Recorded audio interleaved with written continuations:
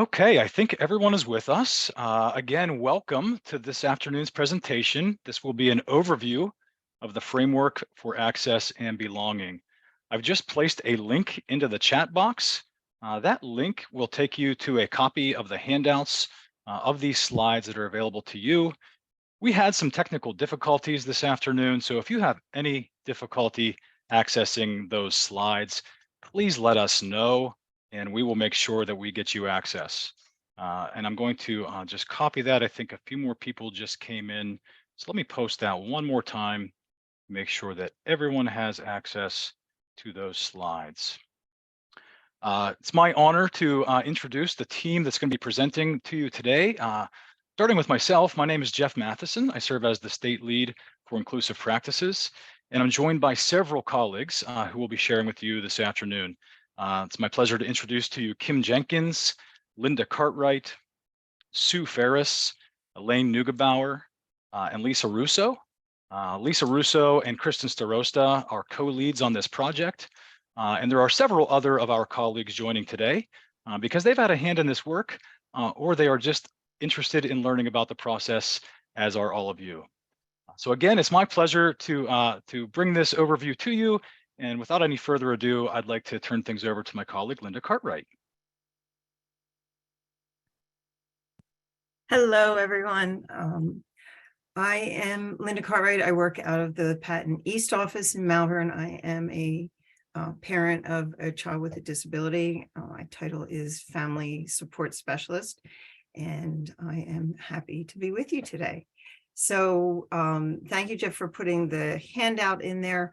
We are going to be using a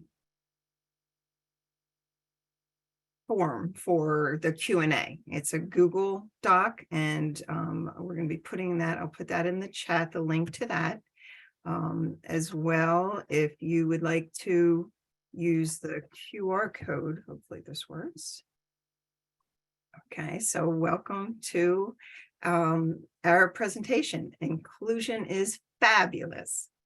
And this is an introduction to the framework for access and belonging with Supplementary Aids and Services.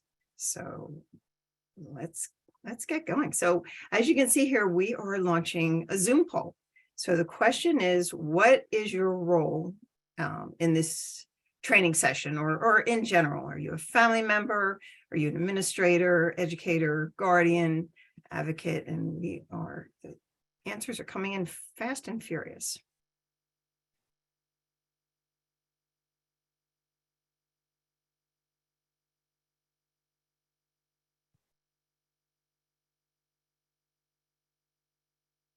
Okay, a few more.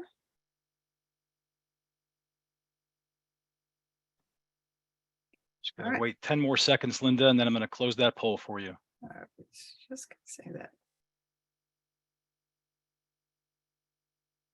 All right, if you've just joined us, welcome, and hopefully you'll see a poll question in front of you. If you can go ahead and answer that.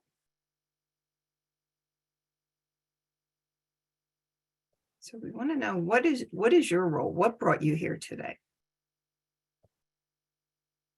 And Linda, I'm going to go ahead and share results. I'm worried that these might not come across everyone's screen, so I'm going to read them out loud as well. It looks like we have 13% of our visitors today as family members, 32% as advocates, 13% as school administrators, and 42% as educators. So we have a nice sampling, lots of different perspectives and roles with us today. All right, awesome. Okay.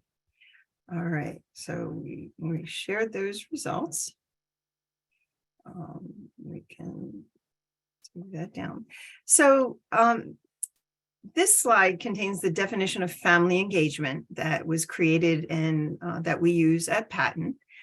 Family engagement promotes equitable partnerships among schools, families, and communities to actively advance student achievement. And that's the key, is to actively advance our students' achievement through shared commitment, decision-making, and responsibility. And there you see our hashtag, which is PA Family Engagement. Feel free to use that and share it. We also use some of our patent engagement catchphrases like families and schools working together because our students are worth it. And also bringing families, schools, and communities together. Okay, all right. Okay, we're going to do another poll. And you can see there, please answer this question. Have you ever experienced a SaS toolkit? So you're going to see. Interestingly, it's not letting me launch that poll. Is it Okay, popping up on your screen? I don't see it, but okay. So I'm gonna read the answers. If you can just put it in a chat, and you don't have to write the whole sentence, but one option is I have participated as a team member. So you can just put team member in the chat. I have participated as a facilitator. I've heard of the SaS toolkit, but never participated in the process. So you can just type in heard of, or I've never heard of the SaS toolkit. So team member, facilitator, heard of it, but never participated, or I've never heard of it. Oh, and we have it. We have lots of responses coming in. Awesome. Several facilitators. I've heard of it. I've been a team member, facilitator and team member, never participated, heard of it, but never participated. So again, a nice sampling from everyone, and glad to hear that we have some experience with the previous SaS toolkit. Absolutely. Thank you so much for participating in that. Okay. So here you see the learning targets that we hope you'll reach in this session.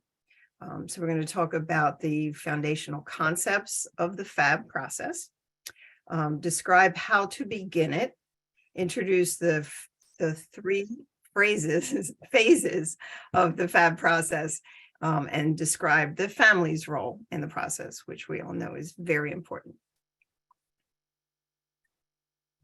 Okay. All right, so let's start at the beginning. So for those of you that may be hearing the term SaS toolkit for the first time, let me give you a little background. The Supplementary Aids and Services, or SaS, we get SaS, toolkit was created in 2008. It was developed to help school teams intentionally look at those supplementary aids and services to include learners with disabilities in the general education setting. We all know that it's in IDEA as such. There are three main legal considerations why the SaS toolkit was created. The first is it's the law. As we said, IDEA clearly states that to the maximum extent appropriate, children with disabilities are educated with children who don't have disabilities, who are non-disabled. This means that the IEP team must always consider how to include students, no matter what their disability, in the general education setting. I want to draw your attention to the key phrase here, maximum extent appropriate. So this is referencing the term, which you've probably heard, least restrictive environment, or LRE. IDEA does not require or command that all children with a disability are always fully included.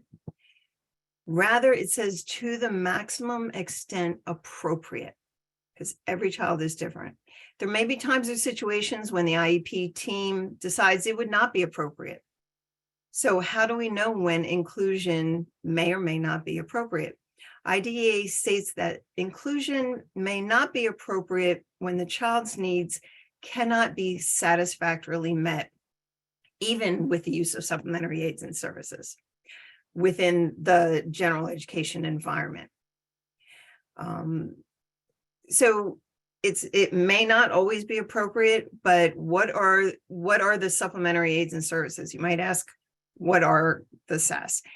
Those are supports or educational tools and technology that learners may need to help them achieve the same learning goals or standards as their peers, same age peers. The second legal consideration is Oberti versus the Board of Education of the Borough of Clementon School District. This case involves the Oberti's child who had Down syndrome. The school district decided not to include this learner in the kindergarten class with non-disabled peers because some of the behaviors that they had in general education settings. So it was deemed disruptive. His behavior was deemed disruptive. However, those behaviors were not happening in the special ed classroom. But there was no attempt to translate what was happening in the special education classroom to the general education classroom. So where was that disconnect? The court ruled in favor of the Obertis.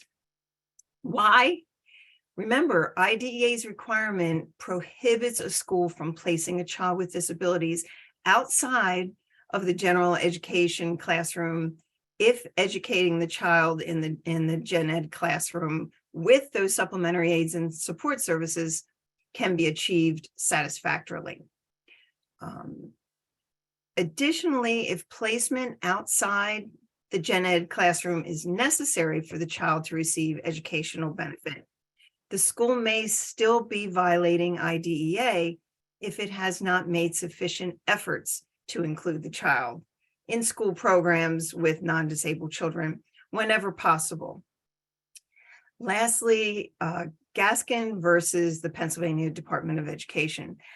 The plaintiffs alleged that the PD had failed to assure that students with disabilities are included in the general education classroom to the maximum extent appropriate, and we see that phrase again, and that students receive appropriate supplementary aids and services in the general education classrooms.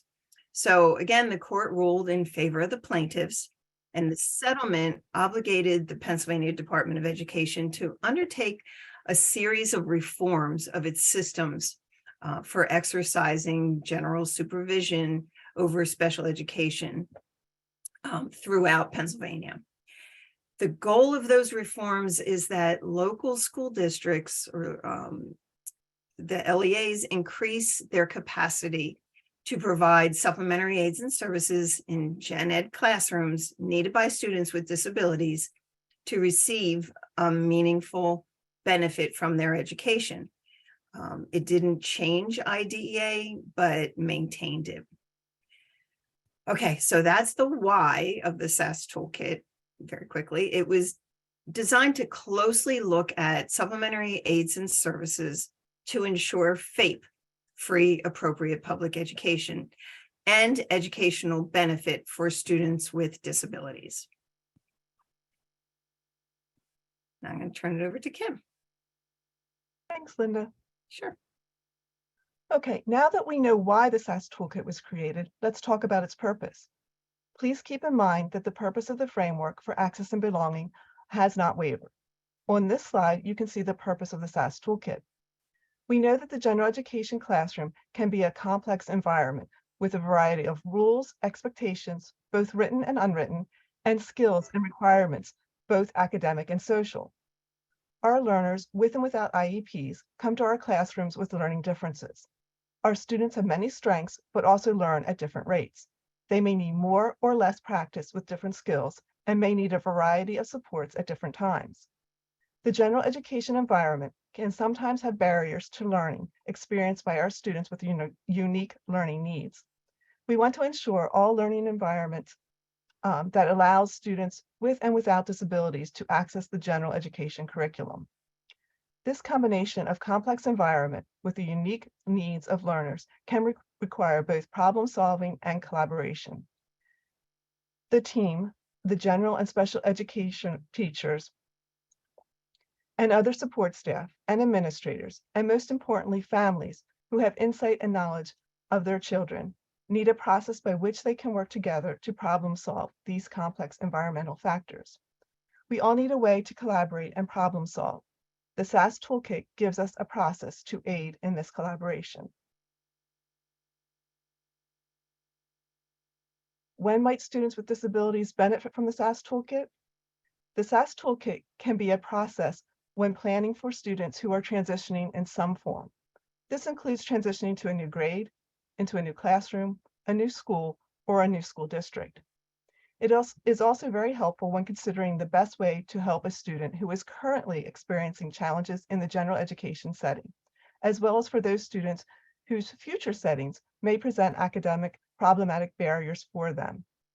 The SaS Toolkit can address barriers across all the student settings, the academic arena, the non-academic environment, and any extracurricular activity settings. Academic barriers may include, but are not limited to, accessing the general education and special environments and the curriculum and instruction materials.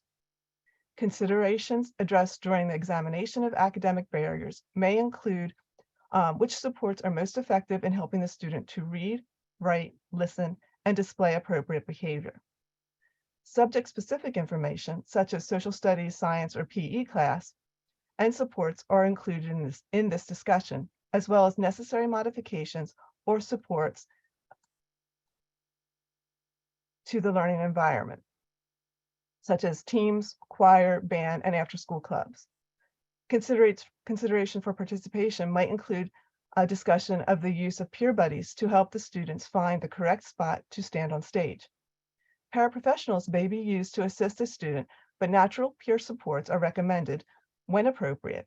An AAC, or augmentative and alternative communication device, is that it's programmed to deliver the lines in the school play or use visual cues to ensure a student can move to the correct location at the right time in playing a sport. These may also be appropriate. Here is a visual of the process that was used for the SaS Toolkit. This is in 2008, and you can see the different A, B, C, and D. We have an overview and introduction in Part A. Part B looks at the student profile and a summary of their strengths, needs, and learning characteristics. C involves step 1, which is developing a profile of the general education classroom or classrooms. And step 2 identifies the potential barriers for curricular access and instruction. And the last section looked at as a self-check for teams and involved a self-assessment. Now, why are we revisiting the toolkit? Remember, I said that the current toolkit was created in 2008, so logically speaking, there are some updates to be made, but not just that. Much has changed in special education since IDEA 2004 was passed, including advances in technology and instructional approaches. Using evidence-based practices such as universal design for learning, both of which have expanded the scope of SaS, and therefore we can add and should see more of our learners with differing abilities being included with their non-disabled peers.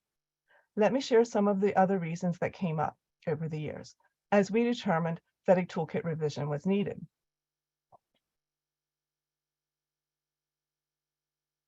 If you've experienced the SaS toolkit, you will know that the current toolkit can be an extremely long process. This often deters LEAs from engaging with the valuable opportunity to explore inclusive practices. The data collection was a laborious process and took up most of the time during the meetings. The educational environment has changed significantly. We need to ensure that future usage would be reflective of the full range of instructional delivery methods and inclusive practices now available to LEAs. Universal design for learning has become a leading strategy for fully embracing inclusive practices. The previous version of the toolkit did not have any alignment to the principles of UDL. With the current toolkit, once the process was completed, there was no formal way to monitor the progress of the plan which was developed by the team. With all that being said, our hope is that the new process will eliminate these concerns while being up to date with new technologies and instructional practices. Now let's talk about the new toolkit. As we look on the revision of the SaS toolkit, we had these goals in mind. We wanted the process to be proactive, not reactive. We wanted equal contributions from all the team members, including the parents. Your insight is very important, and you know your child best. The technology, we have supports for collaboration and efficiency. We're looking at the universal design for learning, that it's in direct alignment through the design and resources. And for follow-up, we're going to make sure that we look at the data, the action plan, and a meeting format that works best for each student. All right, now I'm going to hand over the presentation to Elaine.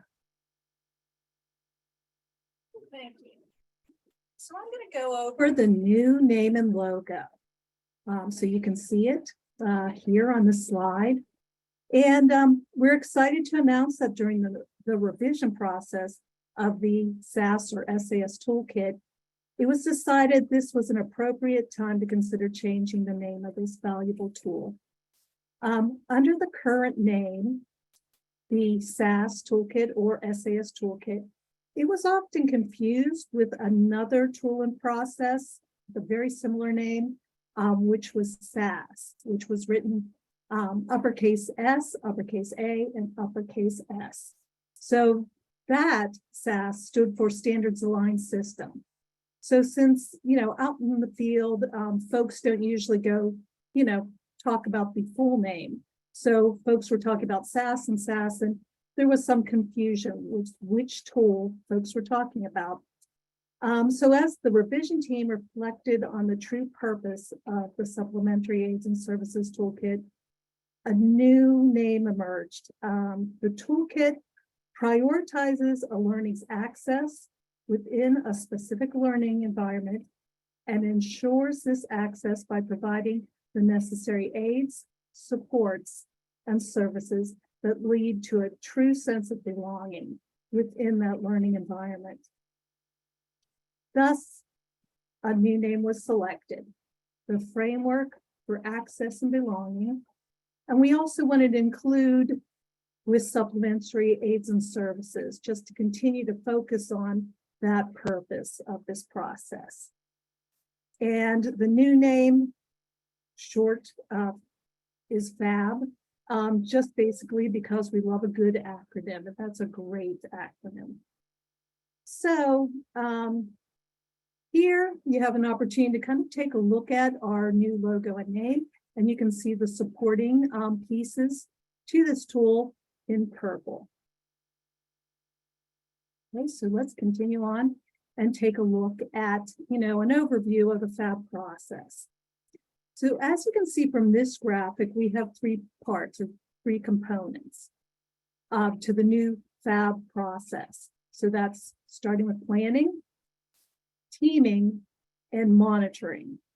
And as you can see, we're going to talk about each piece of this, but you can also see that connection. If you're, I noticed a lot of folks are familiar with the SaS Toolkit. So here are some of the components that kind of correspond to the new pieces. And we have, some additions to make the process more efficient and more useful. So those were added. So what you can see in the planning piece is component B from the SaS Toolkit. That's where you would find this information. The student profile would be now in the planning process. Component C, step 1, the general ed profile, also part of the planning. And part of component C, step 2, identify barriers we're going to find in planning. So just take a few moments to, just look at just where we're headed as far as those three components to the FAB process. And you'll notice also too that, we have the addition of the teaming process, the discuss focus of inclusion, identifying environmental barriers, and identifying strategies and developing an action plan. And then we have another piece, those will support that the efforts we made in the planning and teaming continue to be monitored and adjusted with the piece of collecting data and reviewing the plan and determining the next steps.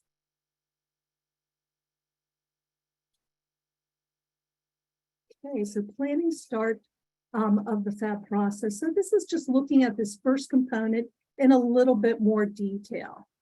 So visit the FAB website to gain information about the process and ask questions if needed. Is about, just really supports just starting and planning for this process. We have gaining consensus for the request and looking at, in a few minutes, just the different pathways to requesting the FAB process. LEA contacts the local IU and requests a trained facilitator for the FAB process. and the facilitator invites team members to complete the survey tool, reviews the survey results, and schedules the initial team planning meeting. So those are all the different pieces of the planning process at the start of the FAB process. Okay. So let's start to take a look at some of the roles in the planning process. So we're going to break those down a little bit today. And so the family's role can be to request the FAB process with school leadership, administrators, other individuals who have a leadership role within the school. Communicate with school team and facilitator during the whole process, being, an equal participant and participate in all aspects, and we're, just kind of focusing on the planning right now. Complete the survey and support your child's completion of the survey. So providing that extra level of support to make sure that the student, your child, is involved and supported in the process. Okay. And here's just kind of like a flow chart, just to kind of illustrate a little bit of what a family request might look like, a couple different scenarios. So family reaches out to an administrator, and the administrator begins the process. There's an agreement that a FAB toolkit or process is to be initiated that will support the student team. Another way of requesting would be family emails fab@patent.net. They would receive, just asking some questions and inquiries, receive guidance and resources through the fab@patent.net response. Discuss with administrator in your LEA the need or the pursuit of a FAB process. And the LEA administrator begins the process if there's agreement. So as you can see, we continue with, that result as there is an agreement that a FAB process will be initiated. Family reaches out to a teacher, and the teacher answers questions and provides resources because they're always a really good first step to supporting the FAB process or initiating supports. The teacher contacts special education administration just to kind of share the request, and the LEA administrator begins the process if there is an agreement. So that's just kind of taking a look at, just the different avenues for a family request and just, the flow of that process. Okay. Also, too, as you can see, there's various different ways that this process, the FAB process can be started. And one of them is an educator request. So an educator feels that it would be appropriate to start the FAB process, and they reach out to their administrator to discuss, with school and family, starting a FAB toolkit. The LEA contacts a known facilitator or emails fab@patent.net. Another way a educator could request is the educator emails the fab@patent.net, receives some guidance and resources, because that's always, a really good start, and discuss with the administrator in their LEA the need or rationale for utilizing the FAB toolkit. And the LEA administrator begins the process if there's agreement. So that's just kind of a bit of the flow of how an educator can request the FAB process.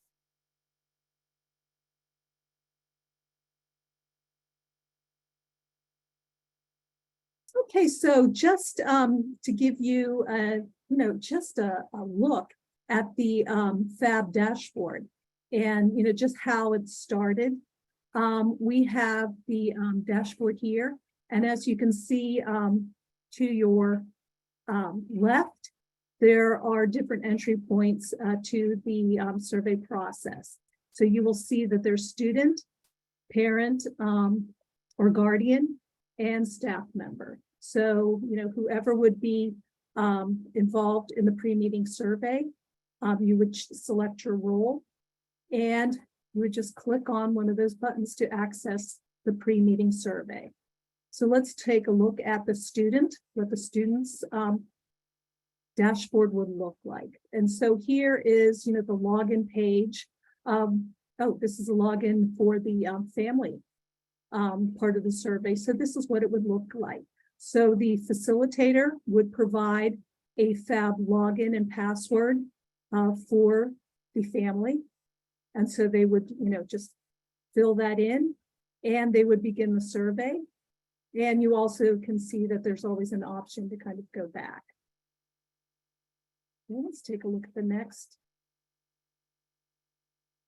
And just to let you know that there are various different ways to access this process. The pre-meeting survey is available on many different platforms. So it could be on a computer, a iPad, a tablet, a phone. So it will look like, so I just wanted to show you just how that starting page would look like when you select your role and start the survey. So this is what it would look like if it was on a mobile device like a phone. You're going to see a little bit more vertical display. It's all the same information. And this is a screenshot, but you would be able to scroll down so that you would have the identical information that you would from our first screenshot, which was what it would look like on a computer. Okay. And this is what, when the student provides their, selects that their student provides their login information that was provided to them, this is what their screen will look like. And it is, just 4 areas to provide information and answers to questions.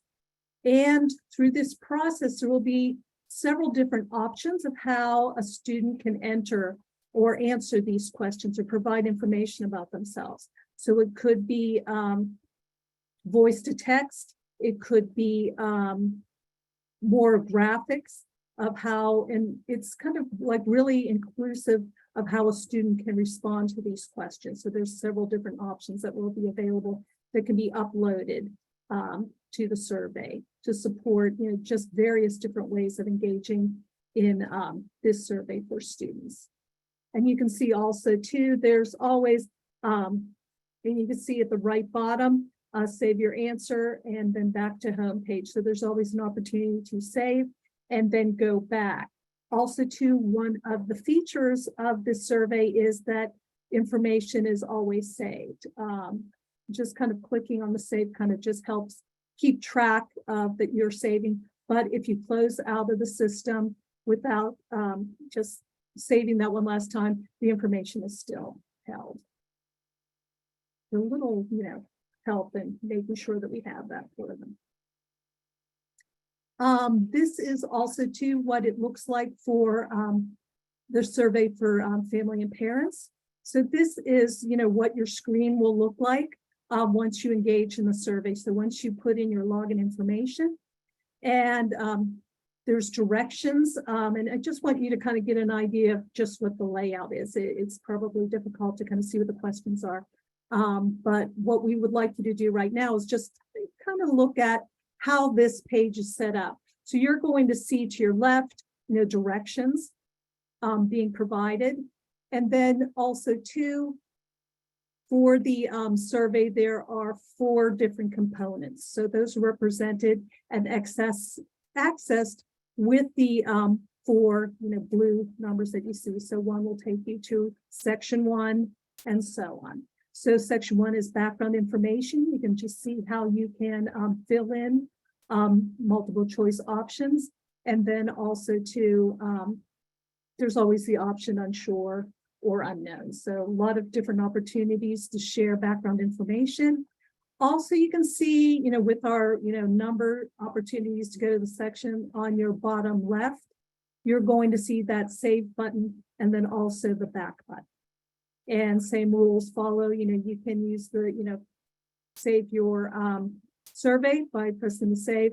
And then just if there's for some reason, it's not clicked when you exit the survey, that information will be stored. So no worries there. And also to this,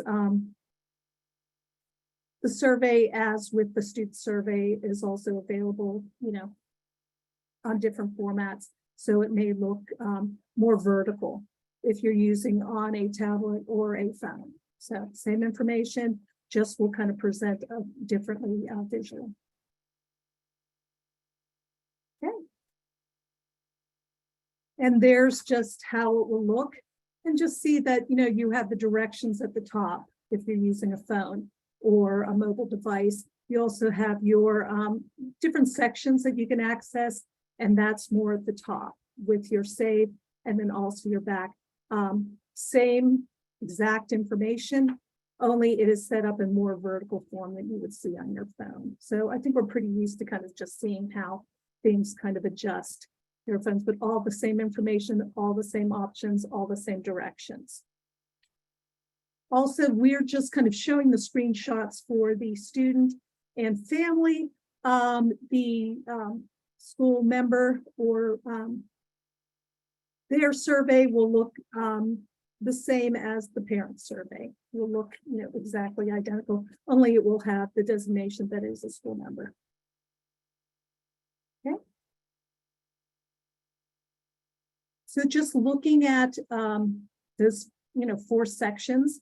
The one is gathering background information. So that was in section 1 that we saw in our screenshot. So just answering questions like have there been previous meetings, just to kind of get a little bit more background? Have there been discussions for a vision of inclusion? What is the primary reason for the FAB? So those are some of the gathering background information that's in section 1. 2, learning about successful inclusion. Have there been positive inclusive experiences in the past?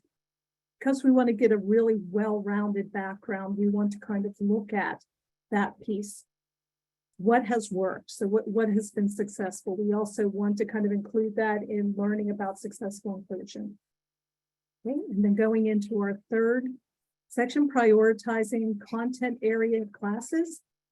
Choose content area class, and we're looking at, you know, kind of really narrowing down the areas that we want to focus on. So we're looking at successes in that content area or class, content tasks, activities, people, individuals that are involved, instructional settings and arrangements, accessibility of the environment. So those are some of the pieces or questions that will help us understand a little bit more when we start the process.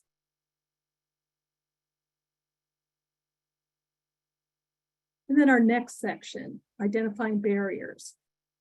So we're looking at what are barriers to where we want to go as far as inclusion, belonging, information presentation, engagement, interacting with and responding to instruction. We're looking at those different instructional components such as assessment, collaboration, and then looking at that environment, the social climate and belonging. And those are specifically for the prioritized content area in class. So we're really starting to kind of, in this pre-piece, starting to narrow down our focus and really getting as much information as we can as we move into working in that prioritized area or class.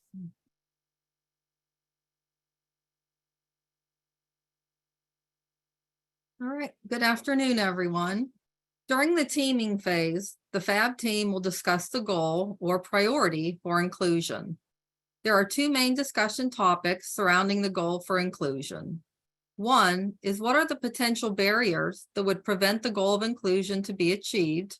And 2, what strategies can be put into place to remove or reduce those barriers? We have designed tools and activities to help the facilitator, which is the person leading the team, and the team with this process. All of these tools will be available through the FAB dashboard. Many of the tools that live on the FAB dashboard will also be available within the FAB Google site, which is a separate site that has been designed to provide information, resources, and support to anyone who is interested in or currently a part of the FAB process. The family's role is critical in the FAB process as they possess the most comprehensive and in-depth knowledge with regard to their child. The role of the family is to attend the FAB meeting, communicate with school team and facilitator, participate in team discussions and the survey results, to help identify strategies to implement, and to encourage your child to attend the meeting. Again, we want to highlight the last bullet point and encourage your child to attend the FAB meeting as long as they are comfortable in doing so.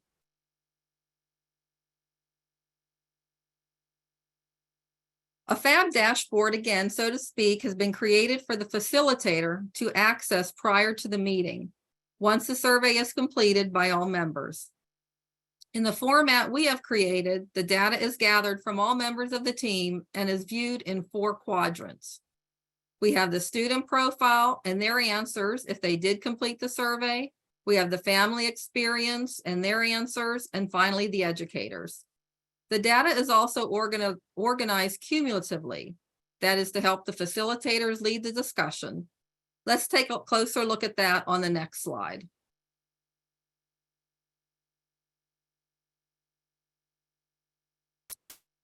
So this slide will give you an entire view of the 4 different quadrants, and we're going to look at each one basically in a more specific example. So the first quadrant are team responses. Although we have some data here that we made up, the important thing to look at is, for example, there's color coding. The family responses are in gold and the school staff is in blue. It is a bar graph with the number of team members across the bottom and different responses going across the left-hand side. There are several questions that will be part of this, but we're only showing you one as an example. And at the bottom right, there's also an arrow so you can navigate easily to the next quadrant.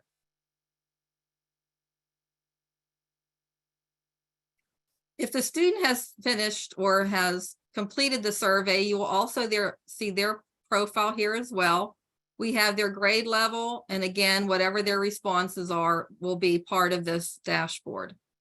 This is, again, only one example for your viewing.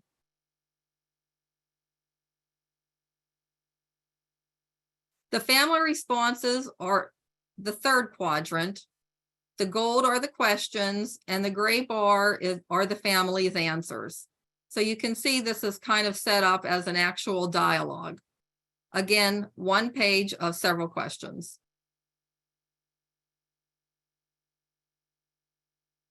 Finally, we have the staff responses. And again, set up as a bar graph at the bottom and specific responses at the top. So you can easily see how 4 quadrants are easily accessible and easily understood.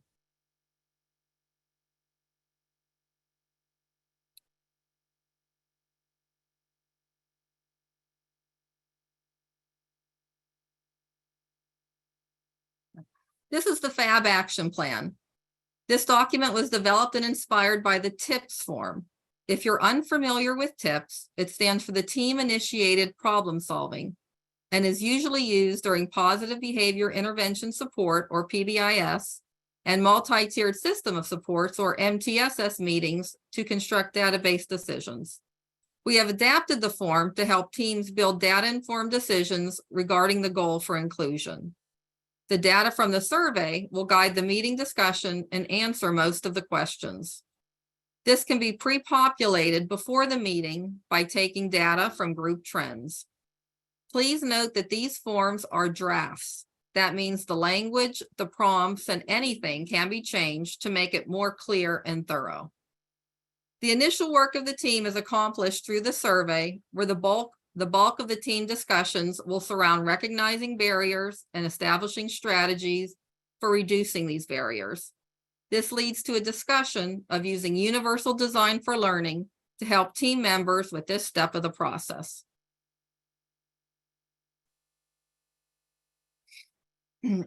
We mentioned earlier that one of our goals was to focus strategies on universal design for learning, or UDL. You may or may not have heard of UDL, so we wanted to share with you the basic concepts on this slide. So first, universal design for learning is a framework for reducing barriers for all students with and without disabilities. It provides for multiple means of engagement, which means the why of learning, for the representation or the what of learning, and the action and expression or the how of learning. It is a proactive framework, it is intentional, and it addresses the needs, again, of all learners. One mindset of UDL is that what is good for one learner may benefit other learners, so that a strategy that may be specific and chosen for your child may in fact help other students as well. In the previous toolkit, Universal Design for Learning was mentioned as a way to include learners with disabilities. The FAB will include an activity to brainstorm Universal Design for Learning supports and strategies to remove the barriers within the environment.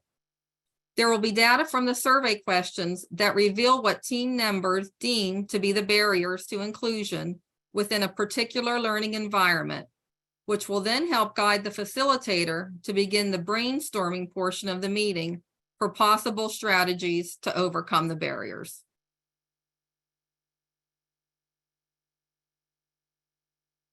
The final phase is a true enhancement to the former process.